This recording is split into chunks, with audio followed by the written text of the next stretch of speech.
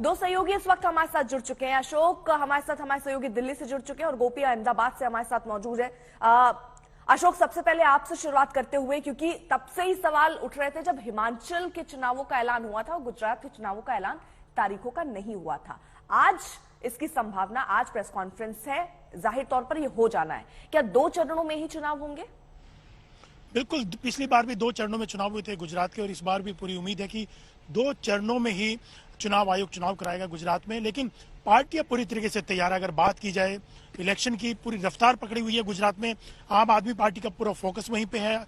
खुद केजरीवाल, पंजाब के मुख्यमंत्री भगवंत मान, पार्टी के दूसरे नेता लगातार गुजरात में ताबड़तोड़ कैंपेन और रैलियां कर रहे हैं। उधर बीजेपी भी पूरी तरीके से तैयार है। कांग्रेस अपने तरीके से कैंपेन कर रही है, गांव में चुपचाप कैंपेन कर रही है।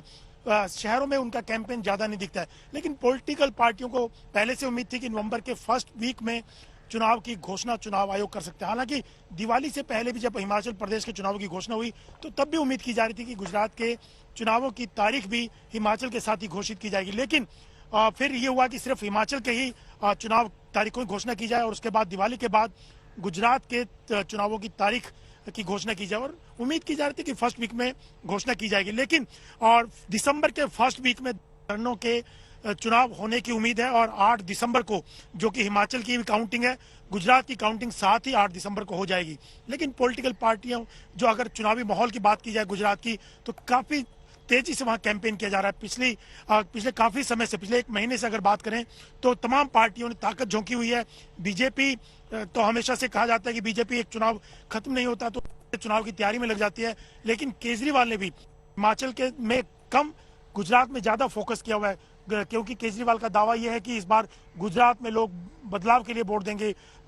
जो इतने सालों से गुजरात में बीजेपी की सरकार चली आ रही है, उसको बदलाव चाहते हैं। लेकिन बीजेपी को लगता है कि नरेंद्र मोदी के मुख्यमंत्री रहते हैं और उसके बाद काफी काम हुआ है गुजरात में, विकास के कार्य हुए हैं और मोदी का जो कनेक्ट है लोगों के साथ उसका फायदा बीजेपी को हमेशा मिलता है। और इस बार भी बीजेपी एक बार फिर सत्ता में लौटेगी। लेकिन कांग्रेस को जो सवाल उठ रहे थे कि वो कैंपेन में दिखाई नहीं देती है, जमीन पे कहीं कांग्रेस कैंपेन करती, चुनाव प्रचार करती नहीं दिख रही है, तो कांग्रेस का कहना है कि हमारी अपनी स्ट्रेटेजी है, हम अपने ढंग से गुजरात में कैंपेन कर रहे हैं और हमको पिछली बार से ज्यादा बेहतर नतीजे वहां पे मिलेंगे। हाँ गोपी, कांग्रेस की तरफ से कहा जा रहा है कि वो अपने तरीके से प्रचार कर रहे हैं, क्योंकि आप अहमदाबाद में हैं, गुजरात की राजनीति को समझती हैं। ये लड़ाई जो है, ये आम आदमी पार्टी और बीजेपी की ज्यादा दिख रही है या त्रिकोणीय मुकाबला इसको समझा जाए?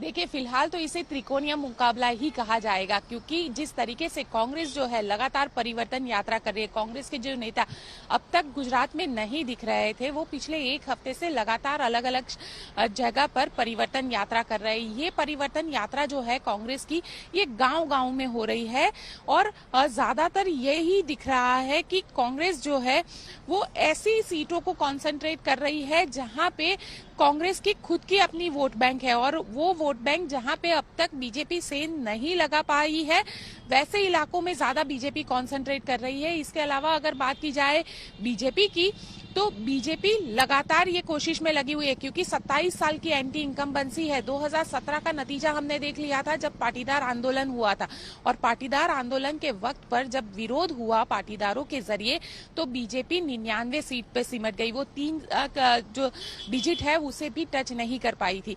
तो वैसे में अब जब चुनाव होने हैं तो 27 साल की एंटी इनकम्बेंसी, साथ ही आम आदमी पार्टी जो गुजरात के चुनावी मैदान में है, और कांग्रेस, ये दोनों पार्टियों से किस तरीके से लड़ा जाए। क्योंकि एक और जहां आम आदमी पार्टी यहाँ पे फ्री की गारंटी देने में लगी हुई है, लगातार हर चीज में फ्री की बात आती है, या कृष्ण लक्ष्मी जी की बात अरविंद केजरीवाल करते हैं, तो वहीं पे बीजेपी जो है वो अपने डेवलपमेंट की बात करती है, वो अपनी स्ट्रेटेजी और प्लानिंग के हिसाब से आगे बढ़ रही है। चाहे वो पेज प्रमुख की बात हो या फिर जो यहाँ पे उनके कार्यकर्ताओं को घर घर भेजने की बात हो, ये सारी चीजें बीजेपी अपनी कैंपेनिंग में कर रही है। प्रधानमंत्री 3 दिनों का प्रधानमंत्री का दौरा भी कल ही खत्म हुआ है। प्रधानमंत्री का जो दौरा, माफ कीजिएगा, परसों खत्म हुआ, कल राष्ट्रीय शोक था। लेकिन मोरबी में जो हादसा हुआ, उस हादसे के बाद बीजेपी ने जो अपने चुनावी कैंपेनिंग थे उसे थोड़ा सा स्लो कर दिया था। लेकिन